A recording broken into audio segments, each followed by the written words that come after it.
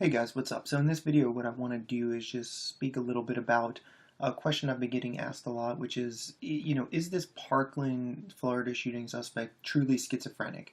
Because there was some talk in the media that this person had been experiencing auditory hallucinations and that these auditory hallucinations were command in nature and making him sort of act out, and that he was doing these things in response to these perceived voices that he might have had. So I just want to dive right into kind of answering a little bit about that question.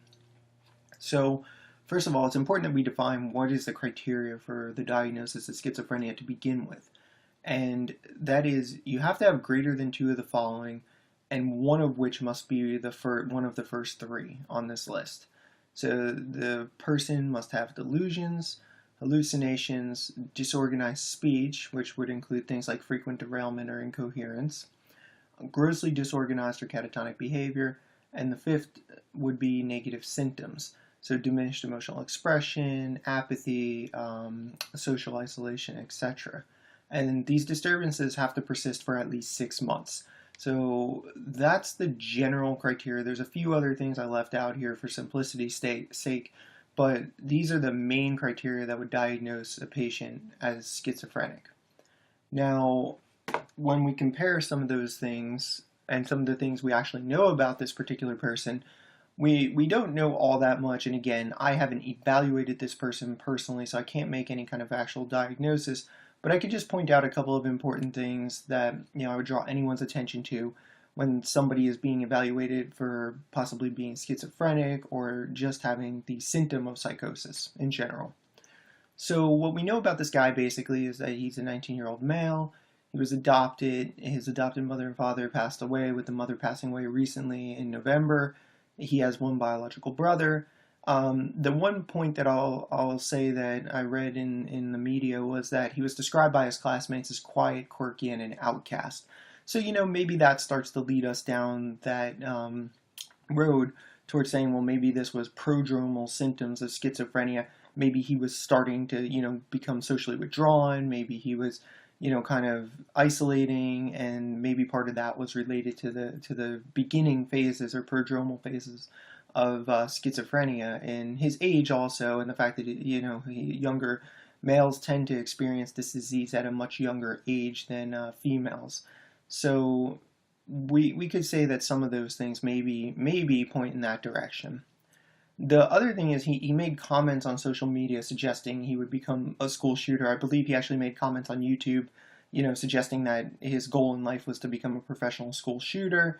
He was kicked out of school after getting into a fight with an ex-girlfriend's new boyfriend. He was apparently a member, and this is a little questionable, of the Republic of Florida, a white supremacist or a white nationalist group, and he possibly participated in some of these paramilitary drills. He went out and purchased an AR-15 assault rifle. He bought additional ammo and magazines in his bag. And the interesting thing, and one of the things that kind of leads me in the direction of saying this man probably wasn't operating strictly out of like psychosis, is that he tried to ditch the weapon and extra ammunition, and he attempted to blend in with the crowd and escape the scene. So again, these are kind of things that somebody with disorganized behavior, somebody who's having, severe auditory visual hallucinations, someone who's extremely delusional, is probably not going to do. They're probably not going to be that organized to try and escape the situation. And of course, he claimed to hear voices in his head, and he claimed that they were told that they told him to launch this deadly assault. So in the business, we call those command auditory hallucinations, meaning he was having voices or hearing voices that were telling him to do something. And in a lot of cases with patients with things like schizophrenia, they have command auditory hallucinations to kill themselves, to sometimes hurt others, command auditory hallucinations to go to certain locations or do certain things. So this is possibly one of the symptoms. But if you look at the picture as a whole here, some of the things you see, in my opinion, are a little too organized to be considered, psychotic. It doesn't seem like a psychotic person would kind of plan all of these things out, go to the store, purchase a particular type of weapon, stockpile the ammunition, go to a particular scene where he had motive to commit, a crime like this, because he was recently kicked out. He recently had disagreements with some of the other students, and apparently some kind of fight with the ex-girlfriend's boyfriend. This, all kind of shows that there's some thought that went into this. This wasn't a complete loss of rational thinking. So those are some of the things that kind of strike me as strange about this particular case when you evaluate it. Um, so what's the story with impulsiveness, violence, homicide among patients with schizophrenia? So violent behavior actually is kind of common, but that excludes, in this case, homicide. So it's common among, in particular, untreated patients with schizophrenia. And a lot of times it's related to delusions that are like persecutory in nature, or if the patient has a previous history of violent episodes, or if they have neurological deficits. These all seem to be risk factors for violent behavior. So, for instance, neurological deficit being someone who maybe had a traumatic brain injury that maybe impaired part of their frontal lobe. Now they maybe have a lack of control in that area or a lack of executive functioning. For the homicide portion of it, the available data that I reviewed and the literature that's out there currently all seems to suggest that patients with schizophrenia are actually no more likely to commit homicide than be a member of the general population. So basically, they're equally likely to commit a violent act essentially as any average person.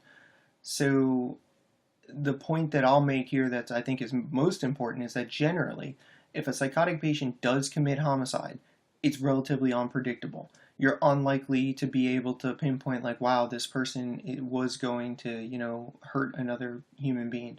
You rarely get to predict it. Why?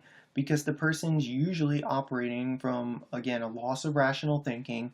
They're responding to maybe an unpredictable or bizarre reason, or it's a hallucination or delusion. And again, for me in this particular case, all of this person's actions were far too organized and far too well planned out for this to simply be chalked up to psychosis and psychiatric illness. I don't know for sure because I've never evaluated this person particularly, but these are just some of the things that come to mind when you look at the things we know at this point.